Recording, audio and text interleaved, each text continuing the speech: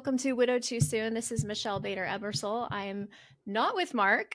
Tina came to visit him, so he is busy right now. But I'm excited because I do have a special guest. Next week, I'll get into what's been happening. It kind of feels funny by myself, so I'll do that when Mark is back. But I'm super, super excited about a guest that has been a friend of the show, a friend of myself, for a couple years. We have Lanaea Webb sitting here with me. She is from Montana, and I recently got to meet her in person. She came to our Widows Retreat, and she actually got to stay at my house one night. So it was very fun to meet her. And when I heard her share her story in person with all the widows, well, before that, I'd already wanted her to be on the podcast, but once I heard it in person, it was even more powerful. I really wanted you guys to meet her. There's a lot of things that makes her story unique. She is the youngest widow we've ever interviewed on this show. And so I'm going to go ahead and let Lanaea tell us a little bit about herself. So Lanaea, first of all, thank you for being here. I know it can be nerve-wracking to be on a podcast, so I really appreciate you being here. So I love if you could tell us your story, how you met your husband, and then what life has been like since then. So it's actually a really cute story how I met my husband. I love telling it. It makes me happy. Good memories. We were actually 17 when we met, and we met in high school. And it was my senior year, and I was in a class that I had taken called leadership. And I had taken it because it was really good for college applications and whatnot. So I was like, yeah, this will be good. And of course, all my friends were in it too, so that was kind of a little plus. Well, I was there for the first half of the year, and then our school always does, I don't know how other schools work, but we always do at the new year, kids can transfer in to that class or other classes as you need to. And so Dan had transferred in to leadership class, and I had no idea who he was. I remember they had him stand up, and they were like, "Oh, this is Dan. He's our new transfer into the class." And I'm sitting at the table with all my friends, okay, cool. And so then come to find out, his friends were actually friends with some of my friends, and so he had come over and he sat down at our table, and it's his first day, and he comes and sits down, and I'm sitting there with my friends just hanging out, and he is looking at me, and I was like, okay. And so I'm talking to my friends, and he stops me, and he's like, I'm sorry. He's like, I just gotta interrupt for a second. He's like, you have really beautiful eyes. And the whole table just stopped and looked at him, and they were like, ooh. And I was so embarrassed. I was like, oh my goodness. Okay. So I was like, thank you. I appreciate that. He was like, yeah. So then time went on, and at this time I was actually seeing somebody. We weren't officially dating, but I was talking to someone. Yeah. And I remember my friend came up to me in the school hallway, and she was like, Lanaea, I hear that Dan's asking people about you. And I was like, oh, well, I'm seeing somebody. And she's like, well, that's what we told him. We were like, well, she's talking to someone right now. And then he had said back oh, well, is it serious? Are they dating? And they were like, no, not yet. And he's like, okay, so I have a chance. And so he had been asking my friends what I was like, and all this stuff, just trying to get to know me through other people. He's curious. And so I'd kind of forgotten about that. We'd occasionally hang out, and I remember he ended up getting my phone number through a class list for leadership, and would casually text me something about school, as an excuse.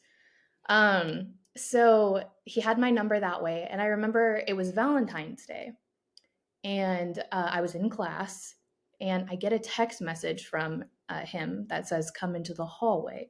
And I was like, okay, it's in the middle of class, but all right. So I get up and go out into the hallway, and he's leaned up against a wall, all leaned up. And I come walking out, and I was like, what's up? and he goes, well, I just want you to know, like, you've piqued my interest. Oh. He's like, I think that you are an extremely interesting girl, and I really want to get to know you better. However, I was told you are seeing somebody, but I heard it wasn't official. And he goes, so this is me. I'm tossing my hat into the ring, is what he Oh, said. Yeah. so So I cute. was like, I mean, and I'm like the 17-year-old high school girl, like, Right. oh, okay, like, sure. And so then he claps his hands, and his friend comes dancing around the corner with a Oh rose, my like one gosh. single rose. Classic. Yeah. And he hands me this rose, and he's like, this is me telling you I am very interested in you. And I was Wow. like, oh, thanks. So I give him a hug, go back to class, and I'm sitting there thinking, I'm seeing somebody. It's like, this isn't gonna go anywhere. Right. And it didn't for a while. I and that night actually, that guy had ended up asking me to be his girlfriend. So then we had officially started dating. So then Dan just became like a best friend. Yeah. He and I became like really inseparable, and we'd hang out all the time. And I'd tell him everything, and he'd tell me deep things, and he just became such a very important part of my life, and our friendship was like very dear to me. Mm. um, and then some things had happened with my family where I was going through a really hard time, and I was just really struggling, and he was there for me through it all, like, consistently. Mm. And just would always give such encouraging words, and he was just so loving towards me. And I then realized that, like, I had feelings for him, so I ended things with the other dude that I was with, and I decided, like, I wanted to see where things go with him. So then we started dating from there, and we Wow. were together ever since. And yeah, we had just graduated high school when we became official. Oh, wow. So And then yeah. how long did you date before you got married? We dated 6 years Oh, wow. before we got married, yeah. So Oh, we got wow. married when I was 25, and we were together a total of 9 years. Okay. Yeah. Well, tell me about your wedding. What was it like? It was beautiful. It was in Mm. Spokane, and we had a really big venue, and all my family came. Actually, it was funny because my whole family came for this. They all live in California, and they bought plane tickets to come. Um, and my brother was in charge of picking them up at the airport, Mm. and he forgot Oh, that the no. time was that the wedding was supposed to start at 5. He thought it was Uh-huh. 6, so he took Oh, him no. to like out to eat or something. And Oh, my so goodness. we're literally all lined up, ready to go, Uh-huh. and we're waiting on my family, and we're like, where are they? I call my brother. I'm like, where are you? He's like, oh, we're eating. I was like, what? Like, what? My Oh wedding's my gosh, starting. like, yeah, I was like, everybody is sitting here. And he's like, I thought it was at 5. And I was like, or 6. And I was like, no. So my family ended up being late. They still made it. We held off for an Yeah. hour. Those Oh, poor wow. guests. It was hot. They Yeah. all sat there. It was awful. I was so mad at my brother, but it's now a funny story as to kind of back and laugh at it. But Yeah. the day ended up being really beautiful. And then after we were married, we had like a quick reception, and then he and I went straight to the airport for our honeymoon, and we left for our Oh. honeymoon at 9 o'clock p.m. Oh, So wow. And where did you go? we went to the Caribbean. We went to Oh, a cruise. It was a nice. 7-day cruise, and it was a cruise around the Caribbean. It was so much fun. That's nice. And so then you come back from your honeymoon. What's your life like? What were you guys doing for work? Like, what was your life as newlyweds?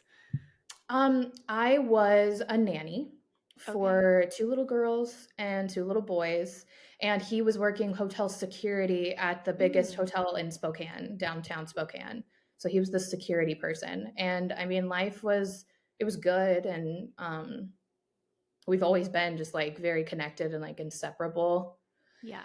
And so our bond just continued to go from there, and yeah, things were good. However, we did and this kind of like plays a part into how we ended up moving to Montana, but we uh, decided we didn't want to stay in a big town. We wanted to end up like Mm-hmm. raising a family in a small town, and his dream was to move to Montana too. Okay. Um, so we were kind of like tossing ideas about that for a while, but yeah.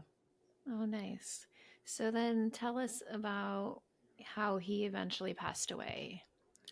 So, the story is long, so That's bear with okay. me. We have time. All right, and I'm gonna go through all the details. Yeah.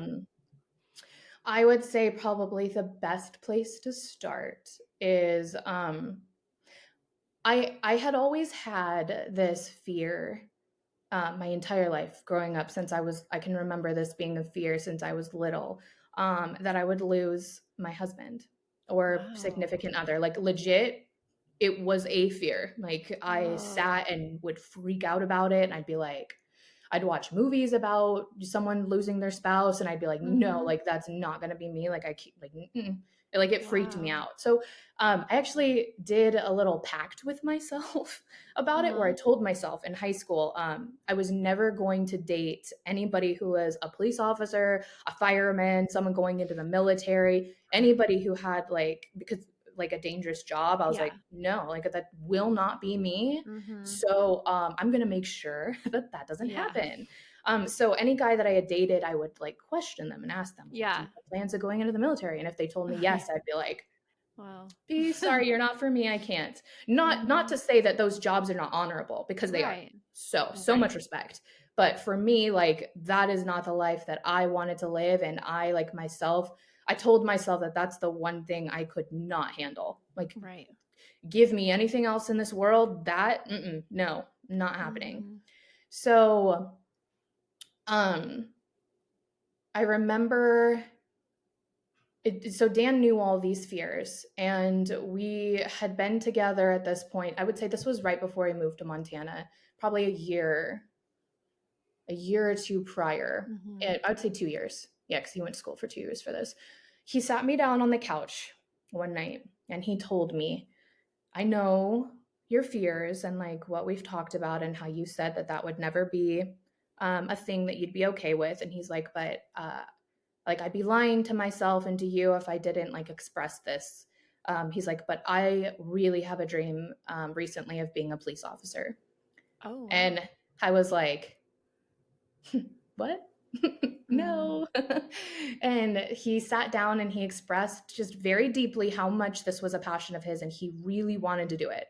And so at this Wow. point, like we're 5 years into our relationship, I'm like, okay, well, I can't, like, I'm not going to leave you now. Like, this Right. is too, I'm in too deep. Like, no. Yeah. So I was like, and I didn't want to like stomp on his dreams either. Mhm. So we had this discussion and I was like, okay, um, this is really hard on me, but I'm going to follow you and I'm going to support you the best that I Mhm. can. And he was like, okay. So he went to school to be a police officer, was Okay. like the top of his class. He was just so good at everything. And he was so honorable too. And I knew that he would make a good police officer. Well, around this time, we started hearing about police shootings happening a lot. Mm. And police officers were dying a ton, and he was just about to graduate, and he was starting to put applications into big cities all over the place Mhm. to apply for being a police officer. And I started to like panic like Mhm. hardcore because I was like, oh my gosh, this is actually happening. And Yeah. now all these police shootings are happening. Like this is so hard on me. So I sat him down on the couch and I just like lost it. I broke down crying and I was like, I was like, I know I said I would be supportive of this. I was like, but I can't. Like, I can't. I'm freaking out. I can't handle it. Mm. I was like, if something happened to you, like, I would lose my mind. Um, and so he heard me, like, he cried too. We sat and he like heard me and understood. And he was like, okay. He's like, this is really hard news. He's like, obviously, because like I worked hard for this. And I was like, I know, and I'm so sorry. And he was like, well, we're going to have to pray about this because we don't have other options. He's like, this is what I went to school for. We Right. can't afford for me to go back. He's like, so God really has to open up some doors for this if this is the path I'm going to take. So we sat there on the couch and we prayed like really hard about what to do. That if we were to have a different path with our lives, that God would provide it. Um, he said that he would still. We agreed that he would still like slowly go forward with applying to. He said smaller towns, but that we're relying on God to open doors if that's what's going to happen. So I was like compromising on that. Like okay, like at least you're hearing me and we're talking about it and all right. So it was a week later, literally a week later. Dan had a best friend growing up who, when he graduated high school, he got a degree in agriculture. And Mm, he was living in small towns in Montana all across and was hopping to different small farms and would work on the ranch. Well, he found himself in Glendive, Montana. And he got a job working for the John Deere Corporation there, and he was the salesperson. And so this week after our conversation, we get a phone call from him, and he just his they always like talk on the phone and whatnot, so that wasn't odd. But the phone mm-hmm. conversation was the peculiar one because he goes, "Hey, I've been thinking." He's like, "What would you think about packing up all your stuff and moving to Glendive, and we could like be buds Wow. again, and like you could Uh-huh. come here?" And he's like, "There's a job opening at John Deere here, the place that I work for, and I really think that you would be amazing for it." Wow. And we were like, okay. And he's like, come down, come visit us, meet the company. They want to meet you, talk to them. If you guys decide you like the town and you want to move here, like, I'm sure the job is yours if they decide that, yeah, you're a good fit, but just come down and see. So he got off the phone, he talked to me about it, and we were like, oh my gosh, maybe this Yeah. is our answered prayer. So we drove down there for a weekend. And he met the corporation and they loved him instantly. And they were like, the job is yours if you want it. And we were only there for 2 days too. So this was our last day. And it was a Sunday. And I remember we were laying in bed talking about it, and he was like we can do this, Mm, this is, and it was good pay. And he's like, this is what we've been wanting, it's even in Montana, like we can start our family, mm, like it'd be a great, like this is great, this is our answered prayer. And so I was like, oh my gosh, this is happening so fast. But I mean, yeah, it is an answered prayer. um so I was like, okay, but one problem, how, like, where are we going to live? Like, we don't yeah. have a house. And he's like, okay, well, like, let's pull up the, like, a page on Facebook or something with the town and see if there's any like openings for houses for rent, we can go look at them today. And I was like, okay. So we found several people, Wow. and we called the numbers, and we went and saw about 4 houses, and every single house was just a dead end, it wasn't good. Mm, And so we were like, crap. Well, it was about 6 o'clock that night, Sunday night, and we were going to leave early the next morning. And I get a call from a place that I had left a message at earlier. And they were like, hey, got your message. You guys are looking for a house. We have one you can come look at right now if you would like. And so we're like, okay. And him and I were driving on our way there, and we were thinking, this is just going to be another dead end. Like, it's not going to be a thing. So we were mm-hmm. all kind of like slumpy about it. Well, we show up, we look at the house, and we're like, oh, like this is a good house. Like, this could be our home. And then they go, actually, you know what? He's like, we like you guys so much. He's like, you guys just seem like wonderful people. He's like, if you take the house, we'll knock off $100 off rent for you. And he's like, we'll Nice. keep your spot until you need to come down here, like for the next month or two, however long it takes, and you guys will drop the rent for you as well.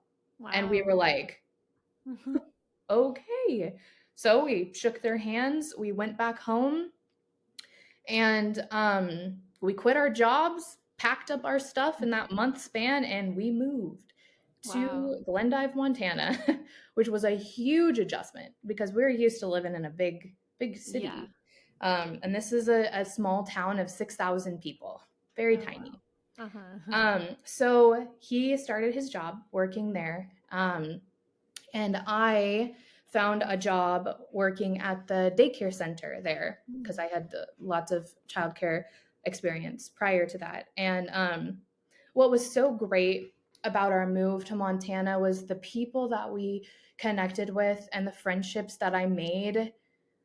Like, oh my gosh, totally a God thing, like mhm. wholeheartedly, because these people became like family to me. And everybody was just so supportive, and the connections were just so beautiful and deep, like something I wouldn't have gotten in Spokane. Like, don't get me Mm, wrong, I love my friends in Spokane and there's wonderful Yeah. people there, but like the aspect of the small community just like coming together and everyone just being so supportive, like that was something that we didn't have. Yeah. So that started our adventure living in Glendive. The next thing that took place was Dan got sick, and he had the flu. And so he had the flu for like a good week, and he was having like really bad diarrhea, and like it wouldn't stop. And Mm. so Dan's boss had actually lost his brother to colon cancer. Mm. And so I guess one of the symptoms was like diarrhea for like a certain amount of time. And so he was all paranoid about it and told Dan, like, go to the hospital, just make sure you're okay. So Dan was like, I'm fine. Like, I know it's not colon cancer. It's Mhm. just the flu. I'll be okay. And he was like, just go to like put my mind at ease. Mm. So Dan goes to the hospital to get checked out for this flu. Well, when they hook him up to the EKG or whatever they call it with the heart Yeah. monitors and stuff, Mhm. the nurse was like looking at it and she was like, hold on, I'll be right back. And so she goes, grabs a doctor, comes back, they start doing like vitals, and they were like, we need to fly you to Billings. And Oh, Dan was wow. like, why? And they were like, because your heart rate is resting heart rate at 190. And they're like, that is, yeah, Whoa. they were like, that is not normal. The normal resting heart rate should be anywhere from like, I believe it's like 70, 80 to Yeah. 90s. Like it Yeah. should not be that high. Mhm. Um, and so Dan was like, okay, well, so they take him to Billings and they run a bunch of tests on him and they figure out that he has an extremely rare heart condition for especially for his Mm. age. The doctor, I remember us sitting in the room and he was like looking at his charts and stuff and he's like, this is insane. He's like, I've been a doctor for a very long time. And he's like, and I've seen all sorts of patients with this. He's like, you are the youngest patient I have Mm. ever seen with this heart condition. He's like, this heart condition is seen in like 70-year-old and older people. Mhm. He's And like, how so the old fact was Dan? Dan was 27 Okay. and I was 26. So, or I guess at this time he might have been, I think this was a year prior. So Okay. he was diagnosed with this at 26 years old Wow. and I was 25. Mm. Um, so he was like, this is just insane. Um, so he gave us like a game plan and he's like, we're gonna put you on these heart meds and eventually what I have planned is I'm gonna shock your heart back into rhythm and we're gonna do surgery on you and we're gonna get you all good. So we were like, okay. So for a while he was on these meds and he did like a bunch of stress tests and finally it was time for his appointment. He went in, they put him under and they shocked his heart back into rhythm. And they told him that his heart was fine now to go on living his life as normal, Mm. that there should be no more complications, at least until he's older. If it comes back, like sometimes they said it comes back, but it shouldn't until he's older. Um, and so they sent us on our way. So, oh, and they had also said to us that they were going to start taking him off his medication because he didn't need to be on it anymore. So we were like, great, because he was like, I don't want to be on this medication for the rest of my Right. life. Like that was something he was really upset about. So when they had told him, we're going to take you off this, he was like, sweet. So he did like a gradual, like they did a gradual thing to take him off of it, to slowly Mhm. back out of it. Well, he was good for about 6 months. And then his heart went back into AFib again. Okay. And he went up to the hospital and they did his tests and his heart was back up to almost 200 resting heart rate. Whoa. And so Dan was like really, really upset about it. And he ended up going to church that night.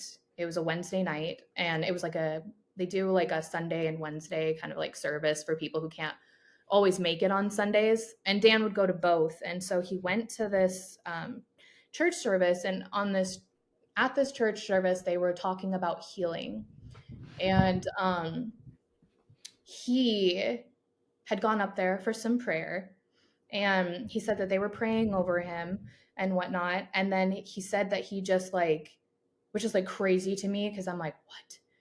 And this was like a crazy experience to him too, because he was just like so like, what? He ended up like falling down on the ground and was like laying Mm. on his back. And he said that, and this was his words, he said that when he was laying there, he could feel his heart because he could tell when he was in AFib. He could feel it Mhm. beating Yeah. extremely fast. And then he said that he was like stressed and like there was a lot of uncomfortable emotions. And then he said, then suddenly, like this blanket of peace just fell over him completely. Wow. And he said that he felt like he could feel God reach down and touch his heart with his finger. Wow. And then instantly his heart was back to normal. Like he was Amazing. I'm fixed. Like it is not an AFib anymore. So he got up and was like freaking out and like came to me and was Wow. like I'm healed. Like I'm not an AFib anymore. And I was like, what? Like, no, that doesn't work like that. He's like, no, he's like, I promise you. He's like, I'm going to the hospital tomorrow. I will get tests done and I will prove to you I am no longer in AFib. So he did. He went up to the hospital and he goes up to the same doctor and nurse that he had just done the day before. And he goes, run these tests on me again. And they were like, okay. And he's like, I promise you, he's like, I don't know how to explain it. He's like, but all I know is I am not an AFib anymore. And he told his story to the nurse too, what had just happened. And I remember she was like, okay. She's like, well, let's find out. Yeah. So he runs her tests and she was like, she looks at it and she looks up at him and she's like, you're right. Your Wow. heart is completely fine. And he goes, can I have the paper? And she goes, sure. So she prints the piece of paper out for him that shows his heart rate and that he's not in AFib. And Wow. he had it kept in his wallet and everywhere he went with Oh, him. that's amazing. And after that, he had like this completely change of like perspective on the world. I Mhm. remember we were in the car and we were talking about the experience and like how crazy it was. And I asked him, I was like, are you scared at all? Because it came back. Like, are you afraid that that's going to happen again? And he goes, oh, it's probably going to make me emotional. But he goes, Mm. Lanaea, I fear nothing anymore. Mm. And he goes, I just felt the fact that God can touch my heart with just a finger and heal me instantly. He's like, there is no reason for me to fear life Mm. or death anymore. He's like, I have full confidence that God knows exactly what he's doing. And Mhm. he's like, whether I live 50 more minutes or 50 years, I know that I belong to him and Mm. that everything is safe. How could I be afraid? And I remember just sitting there and hearing that, and I was like, wow, like that's crazy. And he said he wanted to preserve the time that he had left here on earth, whether how long it was that he lived, that it didn't matter anymore. He had Mm. no worries anymore. So I was like, okay. So then like time had gone on and things were good. He wasn't in AFib anymore and we had gone on a ton of like about 4 months prior to his death. We had been going on a lot of like getaways together. Mm. Um to like bond and we were going out of town like every weekend to different places and he had come to me and was like, hey, like Easter weekend is approaching. Do you want to go to Deadwood, South Dakota for Easter? And we'll stay the weekend there. Deadwood was a place that we had spent our honeymoon. And Oh. it's a little small town in South Dakota that's like really old timey, old fashioned, super big historic town.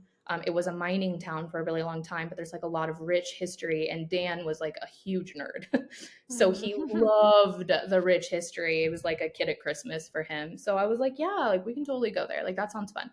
So he gets us a hotel in the heart of Deadwood, and we pack up our stuff and we head. I believe it was Friday night, or sorry, Friday morning. We head to Deadwood. It's a 4-hour drive from Glendive. And Dan and I really loved car rides together. One of the best things we ever did was our little road trips, because he and Mm. I connected on a way that we were able to get really deep and talk about like so much stuff. And I loved that about our Yeah. relationship. Like I'm a really deep person, so it was nice Mhm. to have that with him. I remember on our way there, Dan was really into C.S. Lewis. He was like on a C.S. Lewis kick. And I had thought of a book that I had read in high school that I thought he'd really like. And I wanted to get it on audiobook so that we could listen to it on our way up to Deadwood. So I grabbed his phone, and for some reason I had forgot, I like spaced his passcode. And so Mhm. he's driving. And so I was like, oh crap, like, what's your passcode? And so he tells it to me, and then he goes, like literally, this is like so crazy to me. He stops, he looks at me, and he goes, remember this passcode, because if something ever happens to me, this is the key to our lives. Is legit what he said. And I Wow. was like, this, yeah, and this was the day before he died, one Wow. day prior. And so I was like, as he said that, I was like, okay, like took a note of it, but like didn't think much of it. Like, all right, Dan just being Dan, you know. Mhm. So we head on our way to Deadwood, and we listened to the audiobook, and it was just a great time. I remember we were like holding hands the whole way, and it was so, I remember being like actively thinking to myself how happy I felt. Um so we got to Deadwood. We had dinner, and then we spent the night there, and the next morning was like, so this would have been his last day, but we didn't know it. um Sorry. It's okay. It is a definite raw story, so bear Yeah. with me. It was a beautiful, beautiful day. It was the night before Easter, Easter morning. It was Saturday, and I remember I woke up and he wasn't there next to me. And I looked over at my phone, and there was a text message, and he said, I went to go get. So Dan was a morning person, and I was not. He Yeah. loved breakfast was his favorite meal of the day, and I didn't care about breakfast ever. And so he knew that. So his text message to me was, you were sleeping, didn't want to wake you, went down for breakfast, be back soon.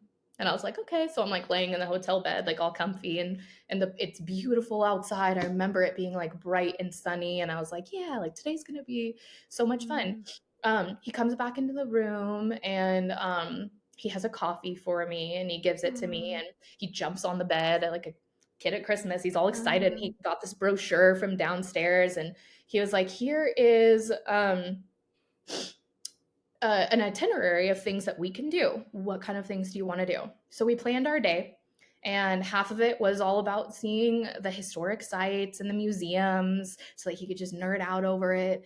I remember we walked the day thinking that it was seriously so beautiful and sunny, Mhm. and warm, especially because like over in Montana and South Dakota, like it's cold. But this Yeah. day it was so pretty.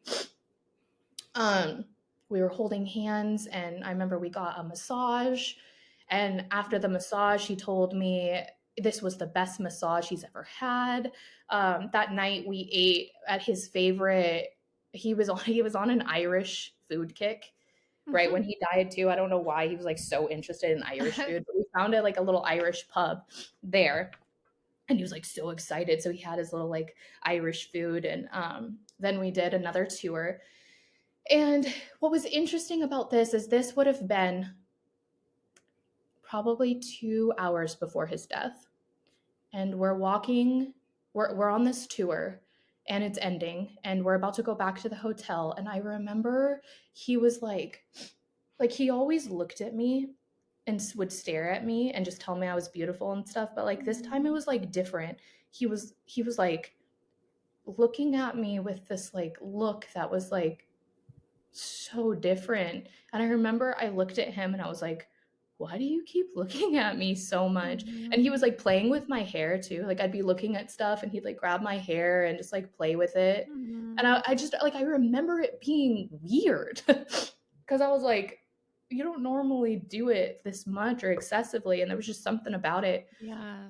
And he was like, his answer back to me, because we were walking back to the hotel holding hands when I mentioned this to him. And he was like, I just love seeing you so happy. And Mm. I just can't get over the fact of how lucky I am and how much I love you. Mm. And it's just, sorry, a very precious, raw moment for me to remember, you know, because it was one of our last moments and I didn't know. Um, so we started our journey back to the hotel, holding hands, talking about how great our day was. And he had told me that we got back to our hotel, and I remember we were laying on the bed and I was laying in his arms, and he was talking about how this was the best day. He said this is probably one of my top 10 best days I've ever had with you. He's like, it was literally perfect from the moment we woke up to the moment now. And so then we went to go take a shower. And I remember looking at the clock too right before we went into the bathroom, and the clock read 10:44. And I was like thinking to myself, I can't wait to like crawl back into bed and go to sleep and just feel like warm and cozy. Um, we got in the shower, and I remember feeling like hot. And then I was like, okay, like I'm done in this shower. Like I don't want to be in here anymore. Like let's get out. But he didn't answer me. And I was like, Dan, hello? And at this point, I remember because I had gone to turn around to turn the shower off, and I remember I turned back around, and he at this point was on his knees on the shower, Mm. and he wasn't saying anything. And I remember like looking at him, and I was like, "Are you like what's going on? Are you okay?" And I remember he just had this like blank stare on his face, and he was like shaking his head at me, but not saying anything. And I was like, "Oh my gosh, like, are you overheating? Like, is it too hot in here?" Because that was my first thought. So I got out of the shower. I wasn't thinking about turning the shower off either, so I hadn't done that. But I got out of the shower. I opened up the shower doors to like give him some air, and I had him like sit down. And so he sat down back against the shower wall, and he still wasn't answering me or talking. And I turned on the water on the sink, and I was like going like this to him, like trying to get air in. I remember I opened up the bathroom door to get like more air in, and I turned the water to cold, like a little bit colder so it wasn't so hot. And I remember he started to like it looked like he was having an asthma attack, because he started like gasping and like wasn't breathing, and he was going unconscious. And I remember I sat there and I was like slapping his face, and I was like, Dan, stay with me, like what's going on, like what is happening? And he wasn't answering me, and he'd go back to being unconscious. And I remember I grabbed a cup of water from the sink and splashed it on him, and it would wake him up for a second. He would like come to, and then he would go right back into being unconscious. And I kept doing this over and over again. And then I was like, oh my god, like something's seriously wrong. So I grabbed my phone off the counter and I called 911, and I was freaking out, and I was like, something's wrong, I don't know what's going on. She asked me to tell her what happened, so I told her what happened prior. And she was like, okay. She's like, I'm sending an ambulance on their way to you right now. She's like, but I need you to run out into the, because I remember I couldn't think, like I couldn't tell her where I was. Like I couldn't remember the hotel I was in. I was like freaking out. She's like, I need you to tell me what room you're in. And I was like, I don't know what room I'm in. And she's like, you need to go look. So I left the bathroom and I went and opened up the door and found the number. And I came back in. And as soon as I stepped back into the bathroom, I remember I looked up at him and he was looking up at me. And then in that moment, I watched him die, and he was gone. And I started freaking out. And I remember I was screaming, and I was telling the 911 operator that he just died. Like, he's dead. I was like, he's dead, he's gone. Like, oh my gosh, like, I just, like, and she's like, are you sure? And I was like, yes, like, there's no doubt in my mind. Like, I just watched it go. Like, he's not there anymore. And she was like, I need you to start CPR on him now. And I was like, I was like, I don't know what, like, I had taken CPR training, but at this point, like, my brain was so, like, I didn't know what to do. And she was like, you need to get him on his back first, like flat on his back, because he was up against the shower. And so I turned the shower off and I got into the shower, and I remember I grabbed his legs and I was trying to pull him and pull his body flat to his back. But I mean, it was dead body weight, and it was so heavy, and it was slippery too. So like, I was slipping and I couldn't pull him. And I kept telling her, I was like, I can't move him. He is too heavy. And I mean, Dan was a 6'4" huge man, like ginormous. So I was like, there's no way, like, this isn't working. She's like, and it was taking too long, like this. And I was like, I don't know, like, what am I supposed to do? And she was like, is there like a ledge or anything on the shower? And I was like, yeah, there's like a tiny, because it wasn't a bathtub, it was just a ledge. She's like, okay, pull the door. And she's like, flip him over onto his back, over off the ledge. So I remember I got out and I went the other way, and I was trying to pull his body up and over the ledge. And oh my God, it was horrifying. Horrifying. And so then she's like, you need to start CPR now. She's like, wherever he is, wherever he's laying, you need to start it. And so she told me what to do. And I remember I was trying and it felt like forever. And I was screaming at her, and I was telling her that this was taking too long, and that I can't do this, and that it wasn't working, and where are the paramedics? And I remember at that point, I just lost it even further, and I just started screaming. I started screaming for God to help me and to save him. I kept saying, please save him. Like, I can't do this. And then at that point, I heard the knock on the door, and I went to open it, and they came in, and they grabbed him off the shower, and I remember they moved him to the hotel floor, and at this point, I dove behind the hotel bed on the other side, and I remember I sat on my knees at the bed, freaking out, because what was happening to me is I felt first of all, when going back into the bathroom, the moment Dan died, it was an experience I can't even begin to explain, because the amount of fear and evil and horror that filled the room in that second was insane. I have never been so afraid in my entire life. It was horrifying. And so back when I was kneeling on the ground at the hotel bed, I remember I felt pain just shoot through my entire body. Pain was going through my fingertips, and my joints were aching, and my body was cramping everywhere, and I thought I was dying. I legit sat there and was like, I'm having a heart attack, I am dying right now. And but I couldn't bring the words to ask for help, because I was in so much shock. And I remember I just crawled up.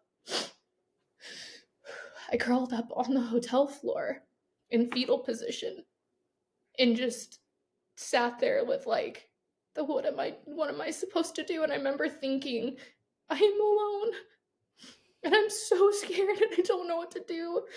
And it was then that I felt two hands grab mine, and I remember I looked up, and there was a police officer holding my hands, and he was laying on the floor with me, and Mm. he goes, "What is your name?" And I remember trying to say it, but, like, nothing came out, like, I couldn't speak, and he was like, "What is your name?" And I remember I tried again, and I said it, I said, "Lanaea." And he goes, "Lanaea, look at me right here in my eyes." And I remember it was so hard to make eye contact. Like, it was like my body just couldn't, like, it wasn't able to do it. But I remember I kept trying to, like, look at him in his eyes, and he was holding my hands, and he looked at me in the eyes, and he goes, "My name is Aaron." And he's like, "And I'm here for you, and you are not alone." Mm. And he goes, "And I want you to know that no matter what happens, you are going to be okay." And in that moment, like, I needed to hear that because I thought I wasn't gonna be okay. Like, I needed somebody to be able to, on a human level, like, connect with me and tell me that I was gonna be all right. And so he laid there with me for I don't even know how long, but he was, like, just talking about his life and, like, who he was. And I remember feeling so comforted, and I remember thinking, like, Mm. "Please don't leave me, like, do not leave."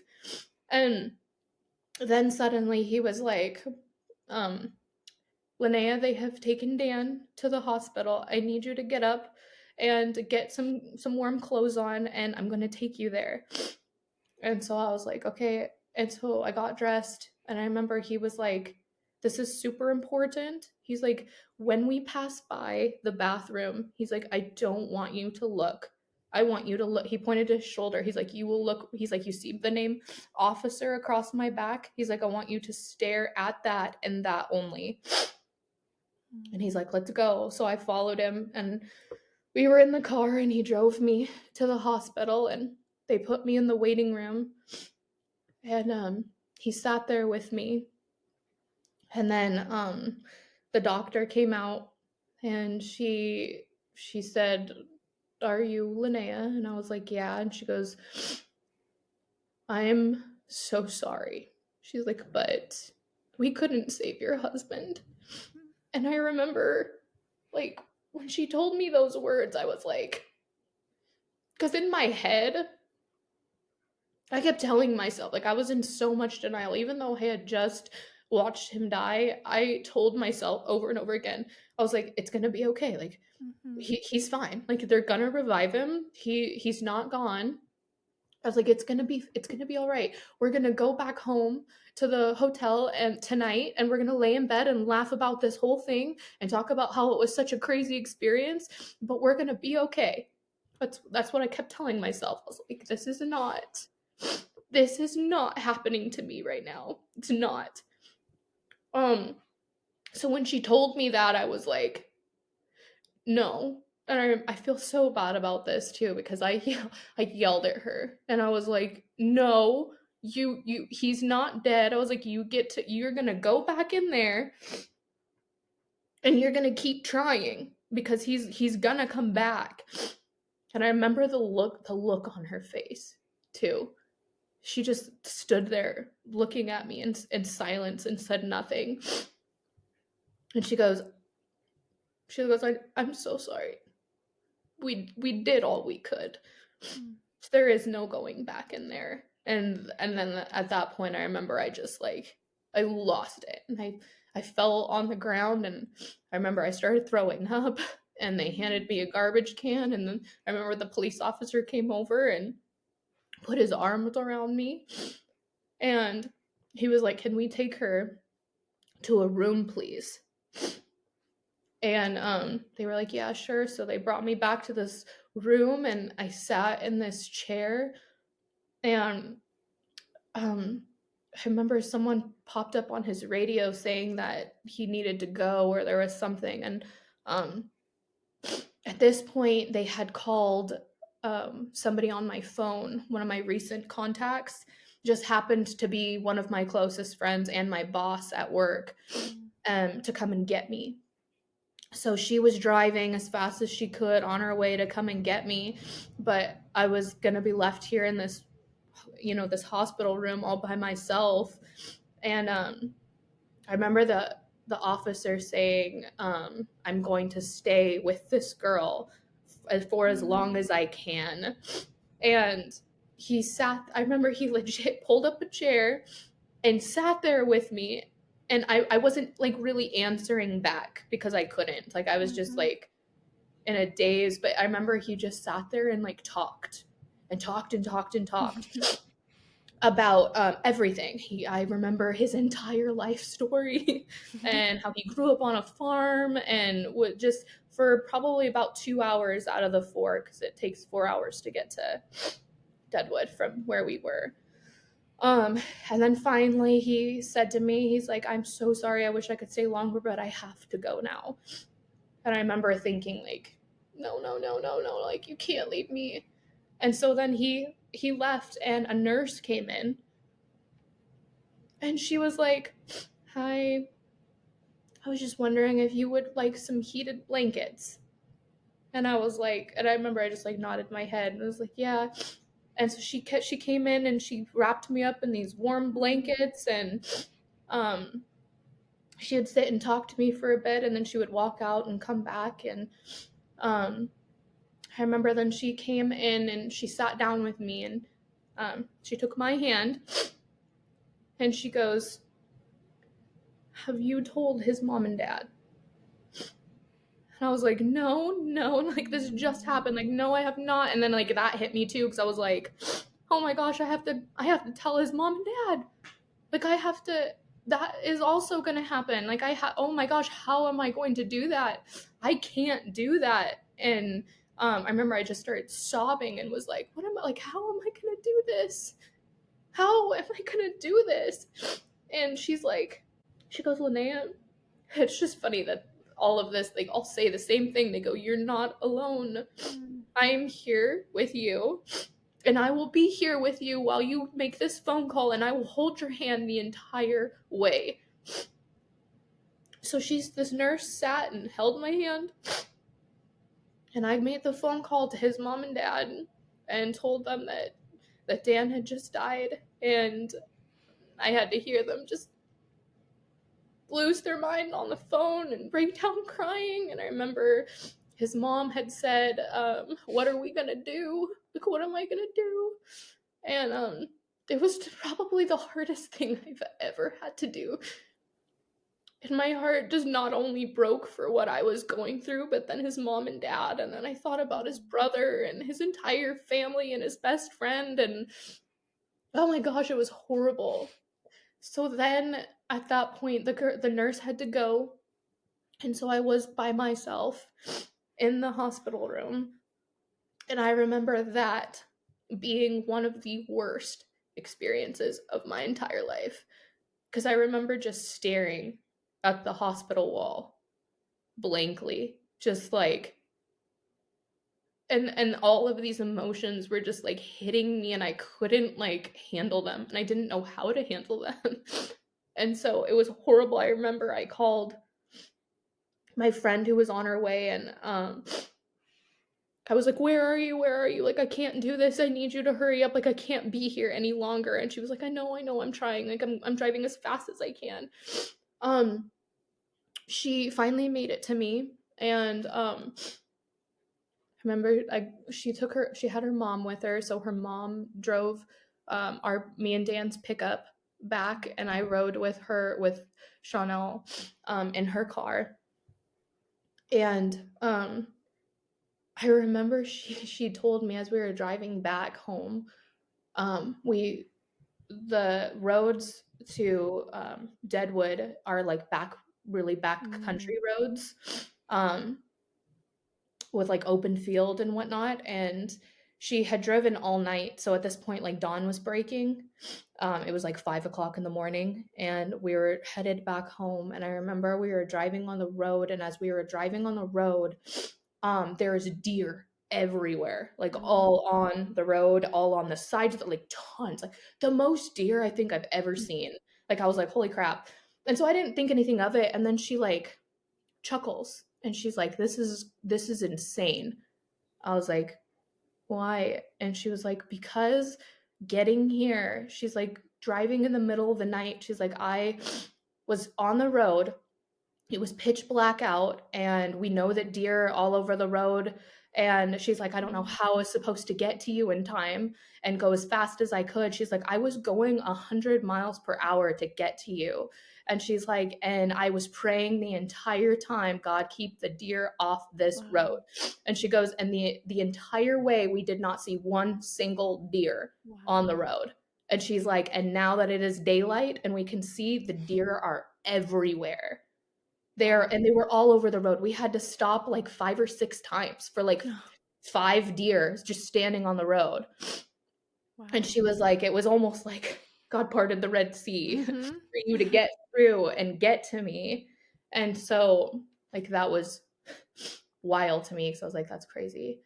And then I remember as we were driving, um, one of the hardest parts about going through grief, especially when you first lose somebody, was all the memories were like pouring through at once.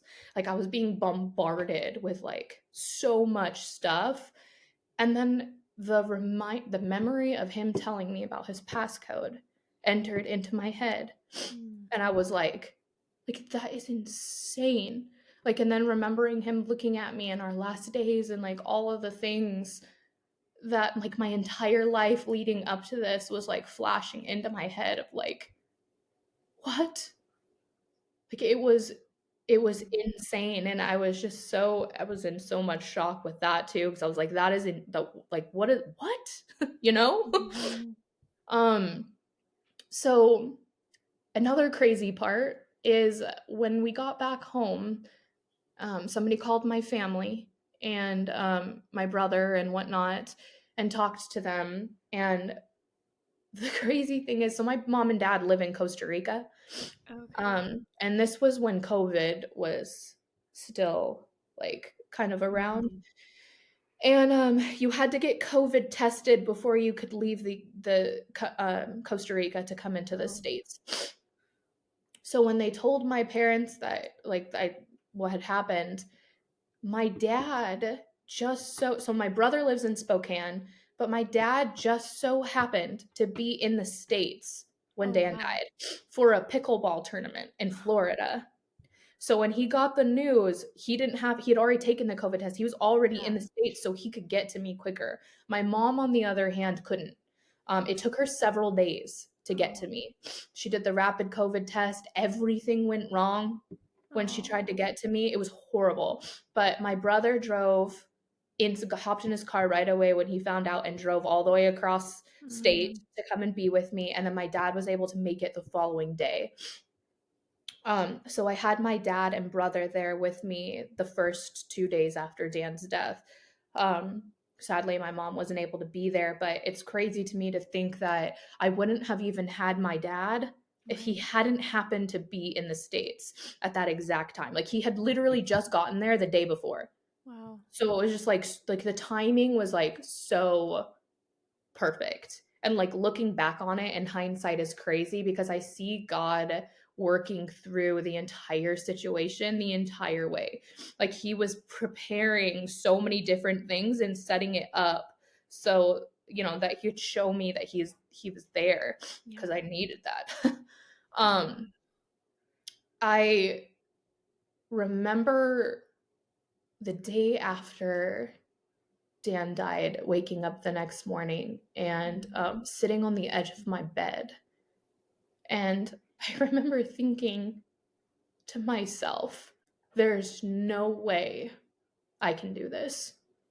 I was being hit with so much Mhm. pain and emotion that I didn't even knew existed.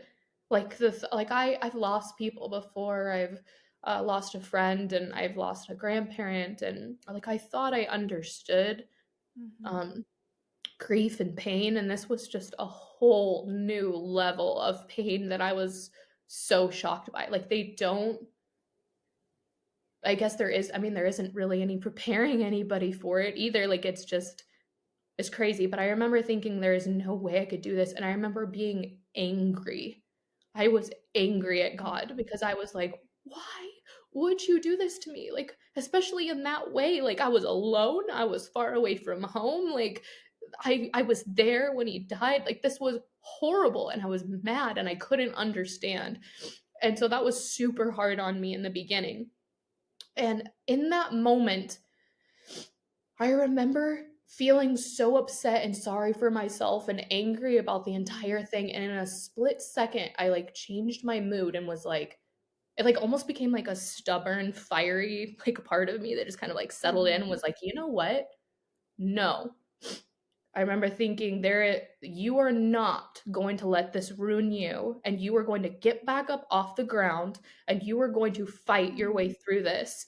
And at that moment, it was like an imagery of I felt like I was running to God's feet and clinging to his leg like a child to their father's leg. Like, that is exactly what it felt like. It was like, "I have no idea what you're doing right now. I have no idea what your plan is. I don't like it, but I am going to sit here and hug the crap out of you, of your foot, and hope for the best," you know?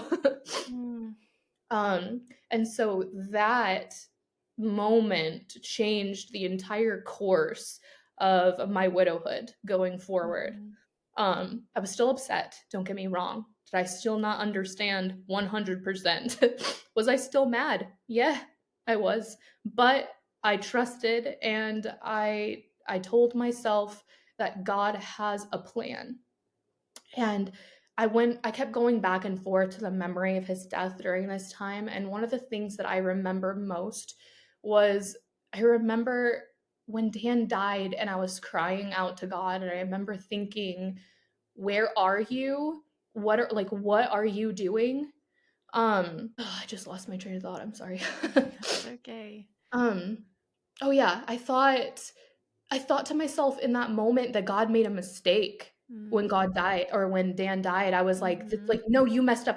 Like in my head, I was thinking, "You weren't looking. Like you weren't paying attention. Where were you? You weren't Mhm. there to save him, and now it's the end. Like what happened? You messed up. God made a mistake."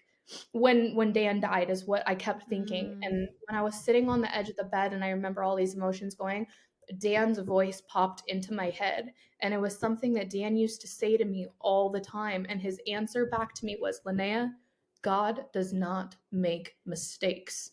Mm. And in that moment, when I like, that realization that hit me was like, you know what? This is true. And if he doesn't make mistakes, it means that there is a plan, that he knew that this was coming, that he's there for me, that he's not going to leave, and that there is something bigger out there that I just can't see because Mhm. God doesn't make mistakes. Mm. And that was like hammer on the head right there where I was like, okay, okay, here we Mhm. go. So, from then, it was about 3 days after his death, we traveled back to Spokane for his funeral. Mm. And, funeral preparations was horrible. There is nothing I can there is no preparing anybody for that really, like, it's awful. All the stuff you have to deal with, all the paperwork, um, all the funeral home arrangements and Mhm. figuring out if you're gonna cremate them or bury them, and, like, in that moment, I mean, I'm sure everybody here can, relate, but, Mhm. like, when you are in that much grief and pain, like, you can't think or Mhm. make decisions at all, so, like, Yeah. having to make so many so soon was awful. Yeah. Um, it was incredibly stressful, and I hated it, and you're in, like, this crazy brain fog too, Yeah. so you're like, how? Luckily, I did have a lot of people who helped, and that was wonderful. So anyways, the sorry, it's just caught on me. It's okay. Funeral preparations were really hard, and, I Yeah. remember I made the video for him for his memorial, and then I Mm. spoke at it, and I gave a speech, um, about him and God, and what was really crazy. And we shared obviously like Dan's faith, and there were a lot of people there who weren't Christians or Mm. believers. And the after effect from the funeral was crazy to me. And it just kind of set in motion the realization how God is going to work through this. Yeah. Because from the get-go, I had after my speech, I had people coming up to me and pulling me aside, and I was getting Facebook messages of people saying, I don't necessarily believe in God, but now you have my entire curiosity piqued. I Wow. had some people saying that they used to fear death and now they no longer do, and that I've Mm. brought like a piece to them, and like Dan's story and everything about like his, because I shared the heart story too with at the funeral.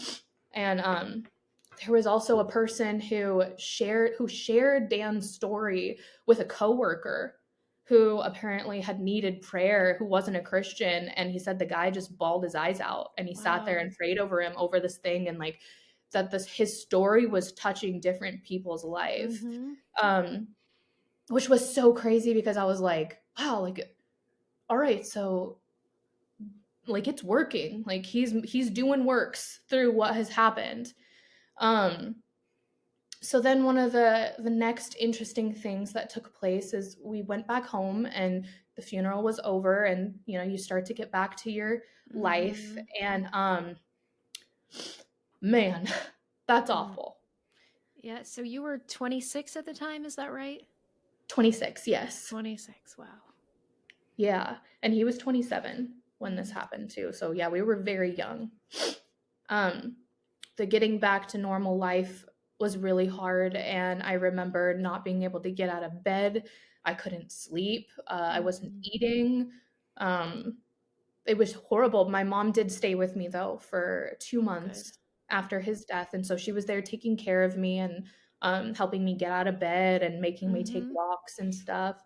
Um, I remember there was one morning that I, in particular, was having a really hard time getting out of bed. Mhm. I just couldn't, like, the pain was just, I Mhm. didn't want to move. I was just laying there, and my mom was like, you need to get up. Like, this isn't good for you.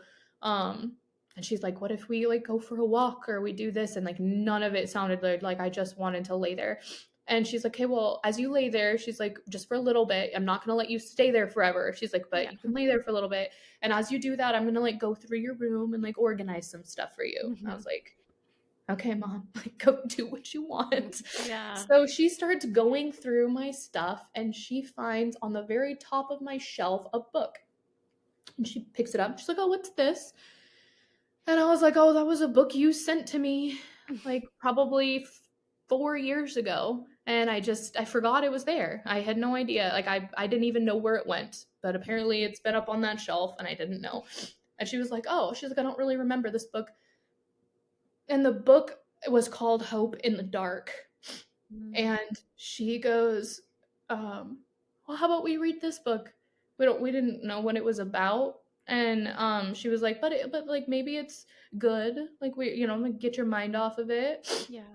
So I was like, okay. And she's like, I want you to read. Like you read to me out loud. Mm.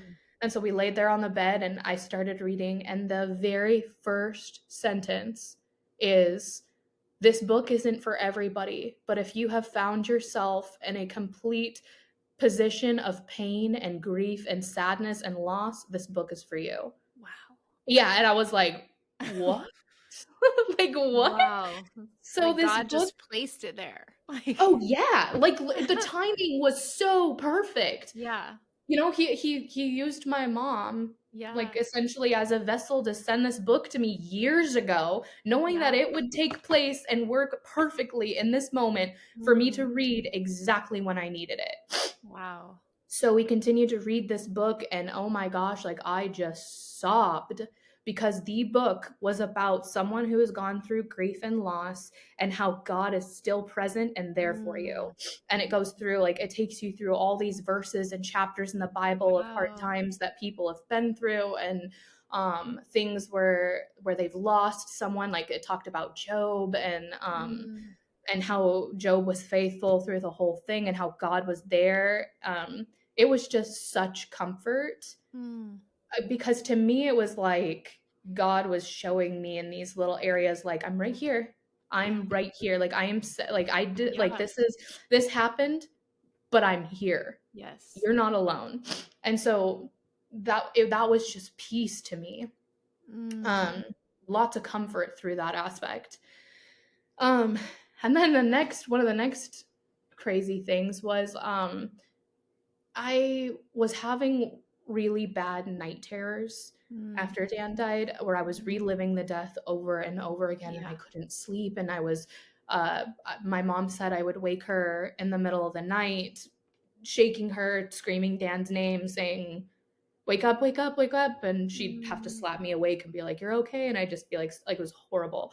Oh. And I was so afraid of these dreams. And some of them I would remember and then they would follow with me through the entire day. Like it was so awful. And I just wasn't sleeping and it was Wow. just bad. So I remember one night, um, I was crying myself to sleep and I just couldn't. And so I opened up my Facebook page and I went on to the page and I had typed into the church page that I needed prayer, that somebody to Mm. please pray for me because I just was not okay. And in that moment, I got tons of people commenting saying, we're here, we're praying for you, right? And I remember I was like laying on my phone, like reading this. And then the next thing I knew, I woke up and it was morning. And I Oh. was like, oh my gosh, like I slept through the entire night, Nice. nothing. And I didn't even have a dream. No dreams, no nothing. It was just a Wow. peaceful, solid sleep, and I was out. It was crazy.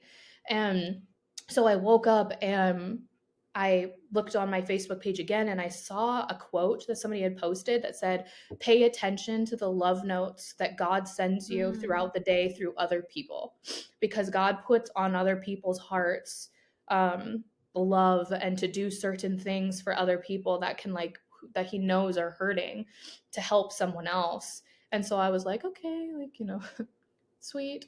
So then as I went on through my day that day, I was having a hard time because um I had just what was it? I had done something at the bank that had closed Dan's account and it was Mm. really hard. And I remember I broke down and was at work and just like had to step away because I was just losing my mind.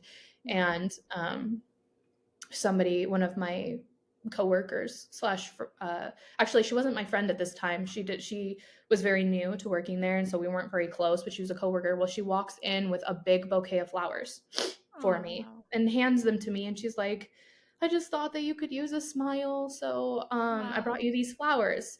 And then another person who doesn't even work there shows up to the daycare with a ton of goodies. Like Mm. she had brought in flowers, she made me a t-shirt, she wrote me a Wow. letter saying how proud of me she was and like that she loved me and was there, had my favorite treats and drinks. Mm. And she was like, I just thought you could use this today. It was just like, Wow. and then that quote popped into my head of like, I got into the car after work and I just started bawling my eyes out. And my mom was like, what's wrong? And I told her, I was like, I saw this quote on Facebook that said, pay attention to the love notes. Mm. And then here's all these people like on the day that's super hard for me. They're like sending me love. Like it's like God again showing me that he is here through so many things, like not just the comfort that he provides, but like through other people, through circumstances. Like I'm truly not alone. And like that again was so comforting to me. It was like he was constantly just talking to me with Mhm. through little things throughout the whole experience. So yeah, that was another really amazing thing. And then this one's a really interesting one actually. My mom at this point had left and I decided it was time to go through Dan's phone.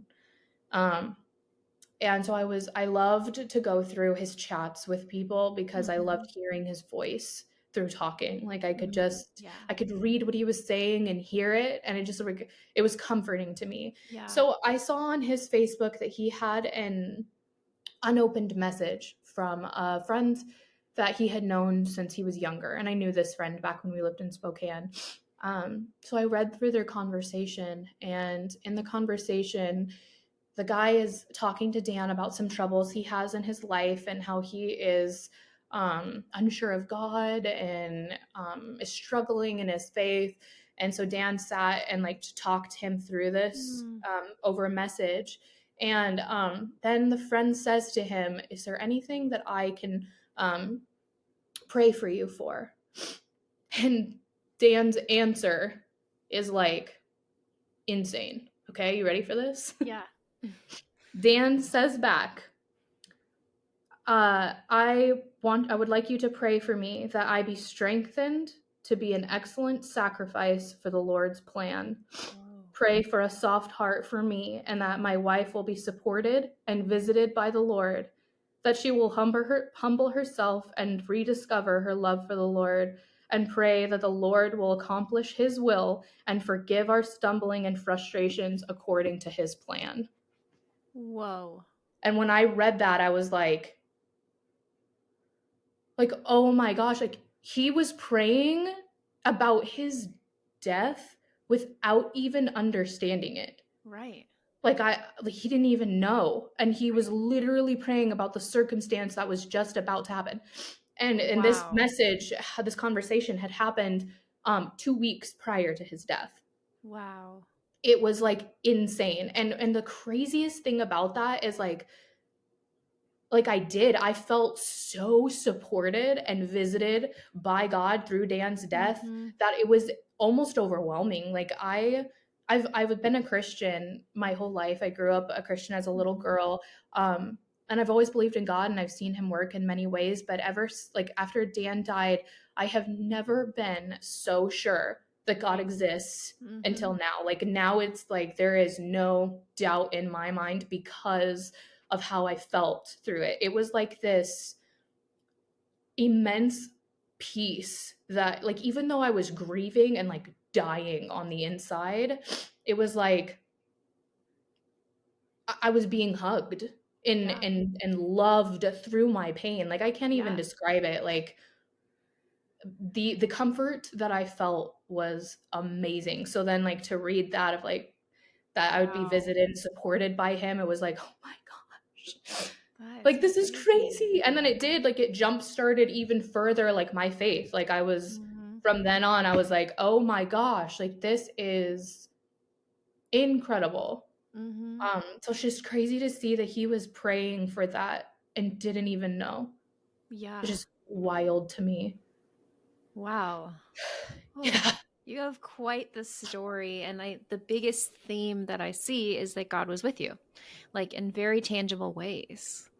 And that you were able to see that. Like I think he's with all of us, but sometimes we don't stop to see it. And you were Yeah. able to see all these ways and share them with us. And it's absolutely incredible.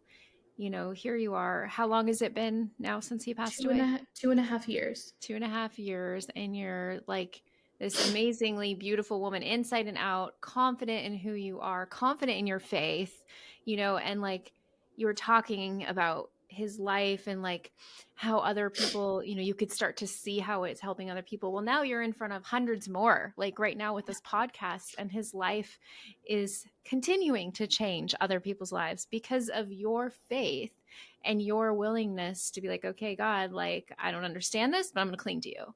And I think that's such a beautiful picture that you painted about like hugging Jesus' feet and like just how you were just willing to be there.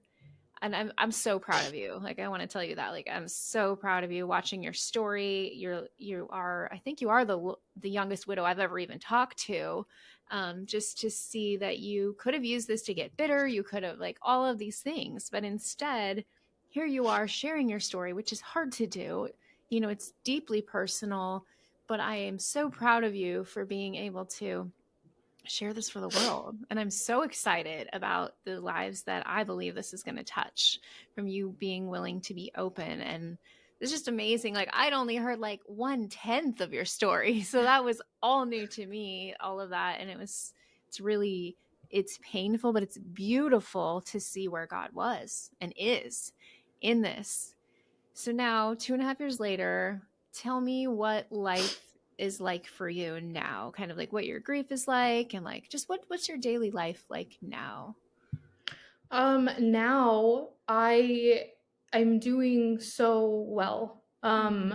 And this is one of the things that I guess that I'm proud of myself for is that Wow. early on in my grief, when I chose to fight, it was the best decision I ever made. Mm-hmm. Um, did I want to sit and sulk in my pain? Absolutely. Mm-hmm. Um, it was, and I will tell you, it is hard to pick yourself up off the ground Oh when yeah. you are dying like that. It is hard to make choices for yourself to help you for the long run. It is hard to make yourself get up and go for a walk and to Mm-hmm. force yourself into situations that are uncomfortable because you know it's good for your healing. So I had told myself early on that I was going to fight, and I told myself that there was a future me out there Mm. um, whose happiness depends on the now, on what everything I do So good. now. That Mm-hmm. future me literally is out there waiting for me. Like their happiness cannot happen without the hard work I do. And so Right. when I visualized that and was like, I'm going to bring that back and I'm going to provide a future happiness for myself that I deserve, regardless of what I went through, um that was such a huge like kicker for me because it made me realize what was so important in that moment, and that fighting was so important. um so I started fighting hard for it, and it paid off. Like it was a rough road. It Mm-hmm. still sometimes is. Yeah. Mm-hmm. But what's so wonderful about now is like that future me that I was 2 years ago envisioning is the me Right. now, Right. which is so crazy to think about, that this me is what I was fighting for. Yeah. And I am so happy that I did, because my Yeah. happiness has returned. I do enjoy life so much. There's been I have a new outlook on life. I Yeah. see things so much different. I value a lot of things differently, and more importantly, um, my happiness is bigger when I'm happy, and my love is bigger when I love. Like it's like these all Yeah. these emotions that I Mm-hmm. had before Dan's death are now like times 10. Like Right. I thought I was a lovey emotional person now before, but now I'm like, "Whew, all right." Yeah. There's a lot more now. Mm, So yeah, the healing's been good. I have been going to therapy. I do mm, trauma therapy. good. That was a hard decision to do, but it's been beneficial. One of the things I did do that was really hard was I told myself that I would never go back to Deadwood ever Mm, again, because I was like, mhm. that place is hell for me. Like there's Right. no way I could do it. Well, throughout my healing, and all, I read a lot of books and I researched a lot because I wanted to know what I could do for myself to help myself. And one of the things that they encouraged was feel your pain. Like you really need to go Yeah. through it. Like one of the things I remember you saying that had it really helped me through my journey, because when I started listening to you, I was a brand new widow. Mm, So it was like you guys were a huge influence on my mm, recovery as well. But I remember one of the things that you had said was what you can heal, you can feel, or what mhm. you can feel, you can Healing. heal. Yeah, Is that what it is? exactly. Yep. Okay. Mhm. So I was like, and so I kind of researched further into that and dug into it. And I was like, what they're saying is true. Like, do not hide your feelings. Like, you need to dive into it and feel, let Mm, yourself feel. So I was like, I made the decision on the 1 year of Dan's anniversary to take Dan with me because I cremated him. So he's in a mhm. box. I took him with me to Deadwood. My mom Wow. came, and to process Wow. that entire place and everything that I had been through. And so I sat outside the hotel and just mourned what Mhm. happened. And I could only be in Deadwood for about an hour before it was Yeah. too much on me and I had to go. Mhm. But the fact that I made it there and I put myself in an extremely painful position to help myself, especially because like one of the biggest obstacles with Deadwood was even just hearing the name. people would say the name. Like everyone here in town loves Deadwood. So like people Oh. would say it, talk about it. They Mhm. wear their merchandise and I'd see people with sweatshirt. And like Oh, anytime I saw it or heard it, like it made yeah. me cringe. Like it would almost put me into a sense of like a mental breakdown just by Mhm. hearing the words, because that place just brought so much pain to me. Mhm. So I had told myself, I was like, like this is no longer going to control me. I do not want this to control me for the rest of my life. I'm going to Right. take back that power. So Wow. going to Deadwood was a huge step for me. And it helped so much. When people start, after I noticed when I came back, when people would say the word Deadwood, um, I it didn't bother me as much. Like I could Mm. handle it better. So I was like, okay, so like this is the process and it is Yeah. working. So then I did it again on his 2 year. I went again and it was so much better this time. Um, I actually found moments of happiness. I Mm. wanted to tie Deadwood. My goal is for it to be a place of good memory, Yeah. because essentially what Dan had told me was that that was his best day. That day Yeah. was beautiful to him. He Mhm. loved Deadwood. Like that was such a beautiful place for us. And it was also the last place we had such a wonderful time. So Yeah. I want that to be a very cherished memory. Um, so my goal is to push past that grief and work through it so that it can be a place of peace. So this second time that I went was so much better, and I did find joy in it. I actually Mm. bought a Deadwood sweatshirt, which Wow. was hard to do. Like I really had to Yeah. be like, okay, and then I forced myself to wear it. So I Wow, started I'm so wearing proud of it, you. and now I wear it, and I'm like happy about it. Like I don't Yeah. have weird feelings tied to it.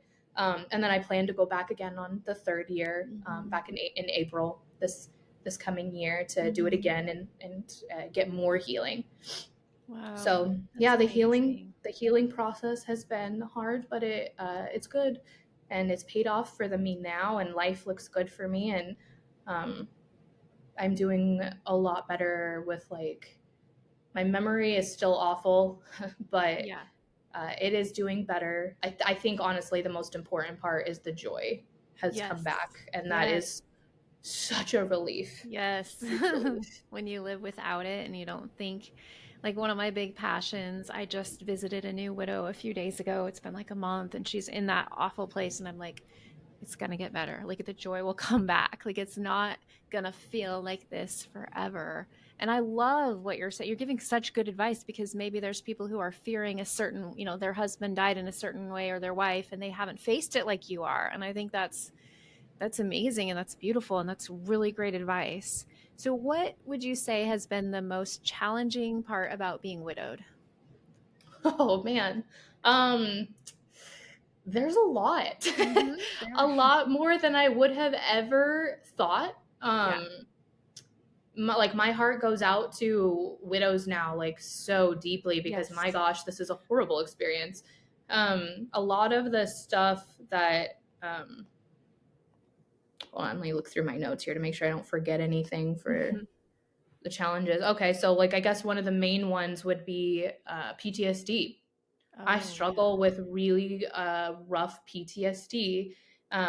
Sometimes it comes out. If I still have night terrors, I do still struggle with that. Is better. It's better, Yeah. but I do still have that. There are a lot of sounds and even smells and just a lot of different things that trigger the PTSD, that Mhm. send me into. I have been sent into many panic attacks. Oh, Um, wow. that was another thing, is I had never experienced anxiety Yeah. before. I was always like, I mean, obviously I feel like everybody experiences situational anxiety. Right. Like you get anxious about certain things in life, like that happens. But this anxiety was like completely different. Like and that was rough Yeah. because I was suddenly sent into a ball of like crazy. Like I was Mhm. so stressed and paranoid about everything and anxious, and I could feel my heart going up. I'd have panic Yeah. attacks during the day. I had panic attacks in my sleep, which was Oh, crazy. wow. I I didn't didn't know know that that was a was a thing. thing. Yeah. Um yeah, I was actually really glad I had a friend there when it happened, because I didn't know what was happening to me, and I was sleeping when it happened. She Oh, woke wow. me because I was like hyperventilating and like breaking Wow. down. And I remember waking up to her like holding me, and it was dark, and I was like, I couldn't breathe. And I was like, I remember she had to get me like a glass of water. It was horrible. And so I was like, oh my gosh, you could have panic attacks in your sleep. Didn't know Wow. that. Yeah. So if anybody's out there who's had that, I'm so sorry. It's rough. Mhm. Um, so anxiety was one of the biggest problems that I had. It's been hard to navigate. I still have anxiety to this day, but it Mhm. is better. So if anybody wonders if the anxiety does get better, it does. Yeah.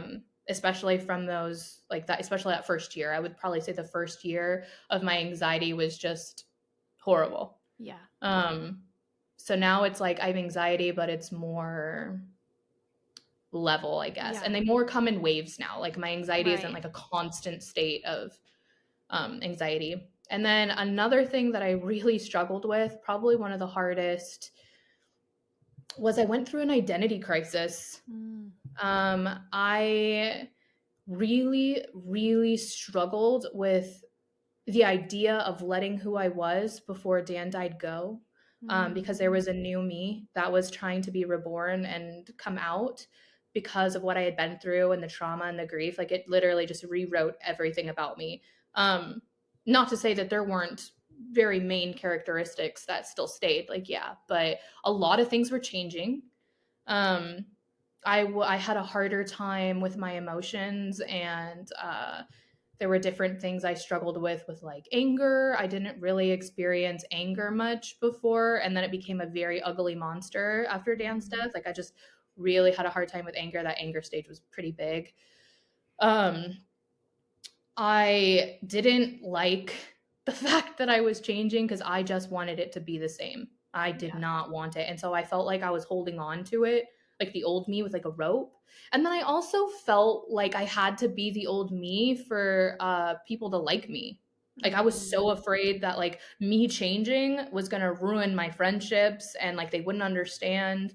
And I learned that, my goodness, I should have been so delicate on myself Yeah. for what I had been through. And I was so hard on myself. Mm. And I shamed my grief and my sadness. And anytime I was acting crazier than the normal, or I was having really big emotions I didn't know how to handle, or I was having grief waves, like I was very angry at myself for it because I just wanted to be better.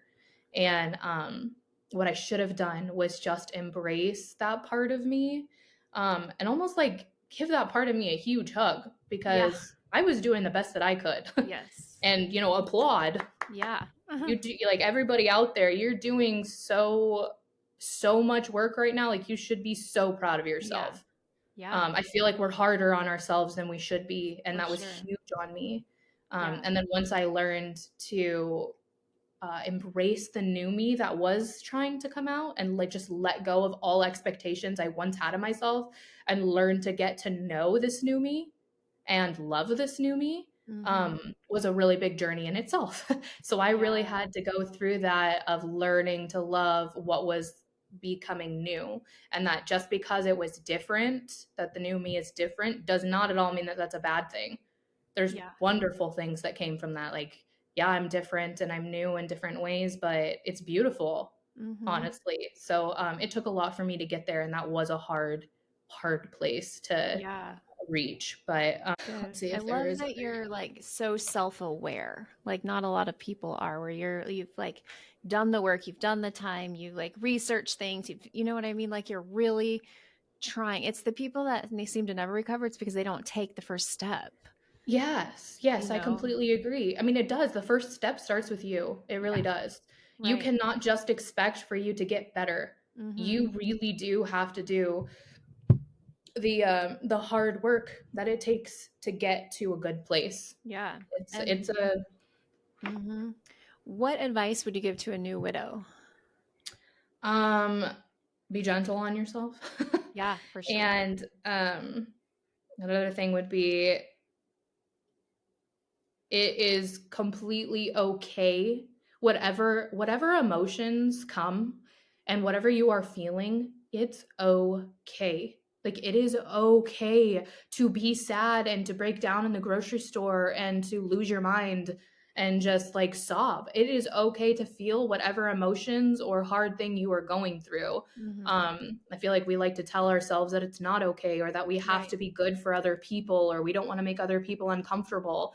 But honestly, what you went through was so awful and your grief is completely yours. Do not let anybody tell you how you are supposed to grieve and how long you are supposed to grieve. People don't understand if they haven't been through this, and I mean that's a Mhm. blessing on their part. We don't Yeah. want them to understand, but Right. I think it just takes the idea of knowing like they mean well, and because they don't understand they aren't able to give that advice, but don't take that advice and internalize it negatively. Take So it and be good. like take it and be like, this is mine and I deserve to feel the way I am feeling and I will get through it and it's okay. Like that's the biggest thing. That's so um good. Great advice. I and love then that. my next biggest piece of advice, that honestly helped me the most, is God. Yeah. Hold on to him because I promise you he is there and he cares. One of the biggest realizations I had is that when Dan died, I have no doubt in my mind that God hurt for me and with me, Mhm. and that he was sad, just as sad as I was over what happened, and that he understands. He Mhm. knows what you're going through, and he knows how hard it is. I think there's a Bible verse. Yeah, you've said it, that God is close to the Yes. brokenhearted and the Yes. widow. Like Yes. he gets it, Yep. and he's there for you. And I promise you, he is not going to leave. Mm. Even if you think that he's not there, he is there every step of the way, and that's huge. And he'll guide you through it, and that is the experience on my part. Is I Mm. honestly think, um, if I wasn't a Christian and I did not know God, I don't think I would have been able to do this. Yeah. Honestly, Yeah. it makes all the difference. Oh, so much difference. Great advice. So, were there any specific songs or verses that have helped you through your hard time? Yeah, one of my favorite verses that helped me, which is actually kind of a an interesting tie-in to Dan and I's lives earlier. Dan and I used to sit and memorize Bible verses. One time we were like, "Hey, we should memorize verses and put it up on a whiteboard and quiz each other once a week." Oh, I love Like we that. were, yeah. So we actually had this verse for years up on our whiteboard, and it's funny because it ended up being one of the biggest verses that helped me through my grief. And it was Wow. Joshua 1:9. Be strong and courageous. Do not be afraid. Do not be discouraged, for the Lord your God will be with you wherever you go. So So good. that's really, yeah, that one just really touches my Mm, heart big time. And then again, it's just interesting that that happened to be the verse that was on Dan and I's whiteboard for a really long time. yeah. Wow. That's so great. I love all your advice, all your just everything that you shared has been so amazing. So I have another question. I didn't prep you for this. But this is something that people are always curious about. So what are your thoughts on dating again? Yeah, so at first I will say I was like, no. Hmm. There is no way, like I can't. Not only for the fact that I still felt like in love with Dan and I just Yeah. couldn't, but also for the fact of like losing someone again. Like that was the biggest fear. I was like, I can never love again because if this happens to me again, no, like I can't. The fear of even Right. risking that was like too great and too big that I was like, I'm gonna completely stay away from that. um but as time goes on, and also knowing Dan, I know that he would want happiness for me. I know that with all of his heart, that he would not want me Right. to live a life of sadness. And I know that he would want me to, because he always used to say to me like, I know you're going to be a mom one day, like this is your dream, like Mhm. that's what you want, the happy life thing. And I know that he would want me to go on in life and build that life for me, that just because he died doesn't mean my life has to die too. And I think that it would bring him so much joy to see Mhm. me happy and living my life and whatnot. So I've made that a goal, that I will find that one Yeah, day. So yeah, that's I great. completely am open to that. That's awesome. Yeah, and everybody has different answers, and that's totally fine. Some people never want to date again, some people do. And that's okay. Like for all the listeners, wherever you're at with that is totally fine. Just like with your grief, it's your own story, your own life. And so whether you want to date or not, that's totally a personal decision. I'm always just curious when I interview people what their thoughts are on that. What about, I'm just thinking of questions I never even asked you before, but like, have you had people say dumb things pretty much, like insensitive things, like maybe because you're young, or it's like, what has that been like for you? Oh yeah, definitely. I have had people come up to me and say, I remember one time it was actually really, really soon after Dan's death, and they came up to me and they put their hand on me and they were like, "How awful that it was that you found him." And was like, "Please do not remind me of Yeah, that what? right now. Like, why would you bring that No. up?" And then another one was someone said, "Too bad you didn't get to have children to remember him by."